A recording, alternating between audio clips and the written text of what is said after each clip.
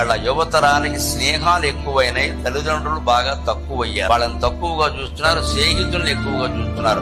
అమ్మ ఒక పని చేస్తే చెయ్యి, నాన్న ఒక పని చెప్తే చెయ్యి. ఫ్రెండ్ పిలిచాడు అనగానే మాత్రం బండి ఆరోగ్యంలో పెట్టి పరిగెట్టేస్తారు. తల్లిదండ్రుల మాటకి విలువ ఇవ్వడమే చాలా ముఖ్యం. ఉంటారు ఫ్రెండ్స్ ఉంటారు కూడా, రెండింటి మధ్యలో పోటీ లేకపోతే నీ స్నేహితుల మాటకి విలువించుకో. తప్పు. రెండింటి మధ్యలో పోటీ వస్తే మా నాన్నగారు ఒప్పుకోరు, మా అమ్మ ఒప్పుకోదని చెప్పాలి ఖచ్చితంగా. అప్పుడు ఆ స్నేహితులు కూడా నేర్చుకుంటారు ఎలా ఉండాలి. స్నేహం కోసం తల్లిదండ్రులని విడిచిపెట్టవద్దు. అలాగే తల్లిదండ్రులే స్నేహితులు అనుకోవాలి. కొంతమంది ఎదిగిన పిల్లలు, ఆడపిల్లలు ముఖ్యంగా ఎలా ఉంటారు, మా అమ్మే నాకు గొప్ప ఫ్రెండ్ అంటారు. తల్లి ద్వారా నేర్చుకుంటారండి. బహుశా ఆవిడకి ఇప్పుడు చాలా చిన్న వయసులో పుట్టుండొచ్చు కూడా. యవ్వనంలో ఉండే అమ్మాయి మనస్సు ఏమిటో ఆ తల్లికి తెలిసినట్టుగా వేరే వాళ్ళకైనా తెలుస్తాయి. అందుకని ఊళ్ళో వాళ్ళు ఎవరన్నా అడిగితే మా అమ్మే నాకు స్నేహితురాలు, వేరే స్నేహితురాలు నాకు అక్కలంటే ఆ తల్లి ఎంత ఆనందిస్తుంది, తండ్రి ఎంత ధైర్యంగా ఉంటాడు. ఆ ధైర్యాన్ని తల్లిదండ్రులు ఇవ్వకపోతే బతుకు దండ.